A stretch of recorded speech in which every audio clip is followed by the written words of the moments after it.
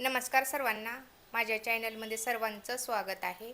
आज बनवणार आहे बघा मी गूळ, फुटाणे, शेंगदाणे याचे लाडू. एक वाटी शेंगदाणे घेतलेले आहेत. शेंगदाण्याला भाजलं आणि छान त्याचे टप्पर काढून घेतलेले आहेत. गूळ खिसून घेतलेला आहे एक वाटी. हे भाजलेले चणे आहेत, याला फुटाणे सुद्धा म्हणतात. हे एक वाटी आहेत, याला पण साफ करून घेतलेलं आहे मी. अर्धी वाटी तूप घेतलेलं आहे.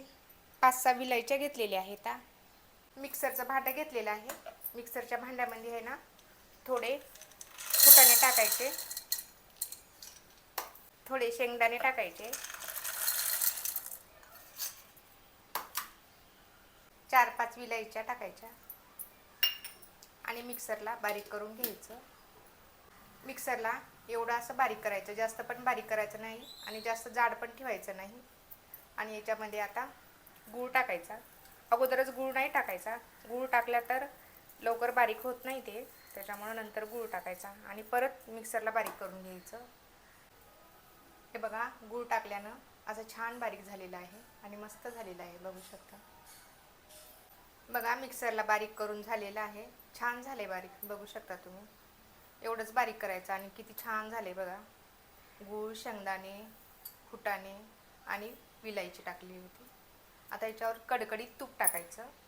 कडकडीत तूप टाकलं ना तर लाडू असे मस्त छान ठिसूळ होतात बघा आणि खायला पण छान लागतात. आणि कुणाला आवडत नाही, सगळ्यांना आवडतात लाडू. बघू शकता, असं तूप टाकून घ्यायचं.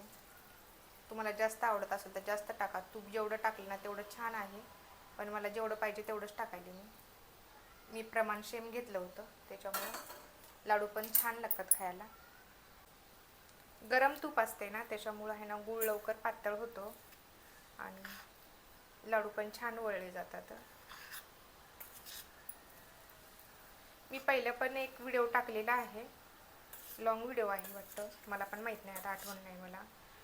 गूळ शेंगदाणे ते लाडूचा, आणि ते लाडू ते व्हिडिओ माझा खूप चालला होता, त्याच्यामुळं मी हे म्हटलं चला हे शॉर्ट तरी बनवता आपण लाडू बनवायला, तर म्हणून प्रयत्न केला मी दाखवायचा तुम्हाला मी कसे लाडू बनवते. ते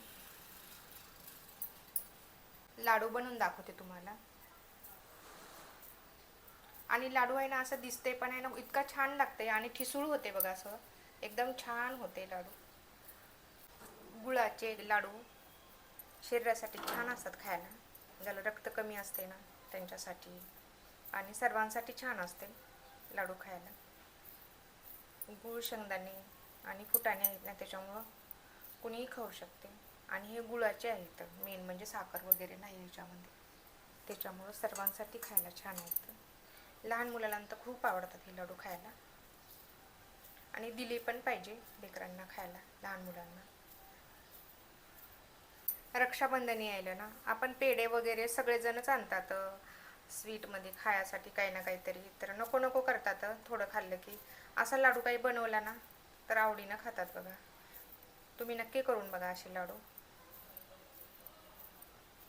बघा, सर्व लाडू बनवून तयार झालेले आहेत. लाडू कसे झाले ते मला कमेंटमध्ये नक्की सांगा आणि कुणाकुणाला आवडतात ते पण सांगा. आणि असेच व्हिडिओ पाहण्यासाठी माझ्या चॅनलला सबस्क्राईब करा, व्हिडिओला लाईक करा आणि कमेंट करून नक्की सांगा की शेंगदाणे, गूळ, फुटाणे आणि तूप याचे लाडू कसे झाले.